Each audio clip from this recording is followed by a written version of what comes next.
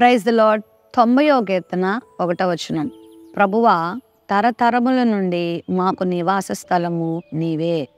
ఈ కీర్తనను రచించింది దైవజనుడైన ప్రవక్త అయిన మోషే. మోషే దేవునిని తరతరముల నుండి తనకు నివాస స్థలముగా గుర్తించి ఈ మాట పలుకుతున్నాడు. భూమికి పునాదులు వేయబడక మునిపే, పర్వతములు పుట్టక మునిపే మన జీవితానికి ఆయన ఆధారంగా ఉన్నారు. ఈ లోకమునకు అల్ఫా ఒమేగా ఆయనే, ఆది అంతము ఆయనే. మనకైన నివాస స్థలముగా ఉన్నారు. ఈ లోకంలో మనము ఏ ఊరు వెళ్ళినా, ఎక్కడికి వెళ్ళినా మరల మనం మన సొంత ఇంటికి వస్తాం. మనకంటూ ఒక స్థలం ఉంటుంది, ఒక గూడు ఉంటుంది కదా. మరి మనందరికీ నివాస స్థలముగా ఎవరున్నారంటే ప్రభువే. ఏ పరిస్థితిలోనైనా, ఏ సమయంలోనైనా ప్రభు దగ్గరికి నువ్వు వచ్చేటువంటి ఆ అవకాశాన్ని ప్రభు నీకు కలిగించారు. ఆయన నీకు నివాసముగా ఉన్నారు. నువ్వు ఆయన దగ్గరికి రావచ్చు, నువ్వు ఆయనను చేరచ్చు, నువ్వు ఆయనను ఆశ్రయించవచ్చు. ఆయన దగ్గరకు వచ్చి వారిని ఆయన ఎంత మాత్రమూ త్రోసివేసేవాడు కాదు. అందుకే మోషే ఈ సూత్రాన్ని ఉపయోగించుకొని ప్రతి సందర్భంలో ప్రభు దగ్గరికి వచ్చేసేవాడు.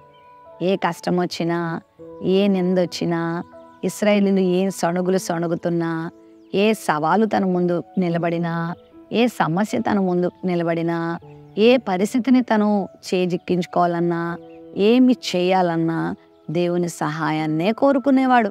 ప్రభు దగ్గరికే వచ్చేవాడు. ప్రవ్వా, ఏం చేయమంటావు? ప్రవ్వా, మీరు రాకపోతే నన్ను ఎక్కడికి తీసుకువెళ్ళొద్దు. ప్రవ్వా, ఈ విషయంలో నేను ఎలాంటి నిర్ణయం తీసుకోవాలి? ప్రవ్వా, ఈ విషయంలో నేను ఎలా ముందుకడుగు వేయాలి? నీళ్లు చేదుగా ఉన్నాయి, ఎలా ప్రవ్వా? ఇదిగో సెలోపేహేదు కుమార్తెలు వచ్చి మాకు న్యాయం చేయండి అంటున్నారు, నేనేం చేయాలి ప్రవ్వా? ఎర్ర సముద్రం ఎదురొచ్చింది, అప్పుడేం చేయమంటావు ప్రవ్వా?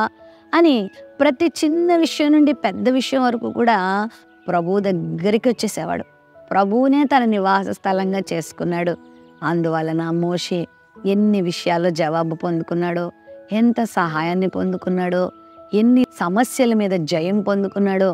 గొప్ప ప్రవక్తగా, నాయకునిగా, దైవజనునిగా, తండ్రి అయిన దేవుణ్ణి ముఖాముఖిగా చూసినటువంటి గొప్ప వ్యక్తిగా దేవుడు మోషే నిలబెట్టాడు. కారణం, ప్రభువును తనకు నివాస స్థలంగా చేసుకున్నాడు. నువ్వెవరిని చేసుకుంటున్నావు?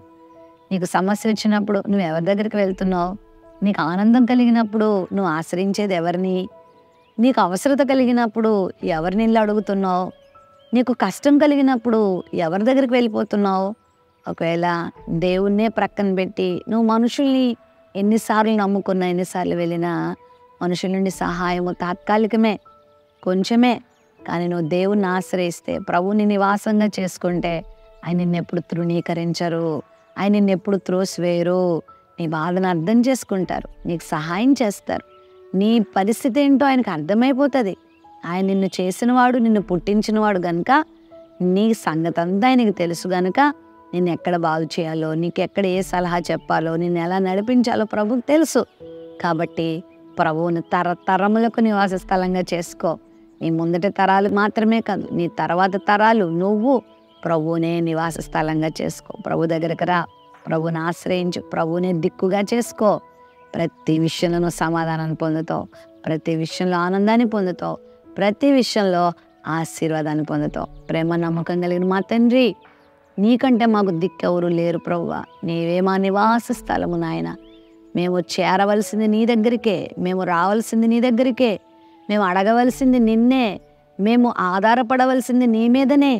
అట్టి అనుభవం మాకు నేర్పించి మా ప్రతి బాధలో, ప్రతి సమస్యలో పరిష్కారాలు పొందే కృప దయచేయమని యేసు నామములో ప్రార్థిస్తున్నాం తండ్రి. ఆమేన్.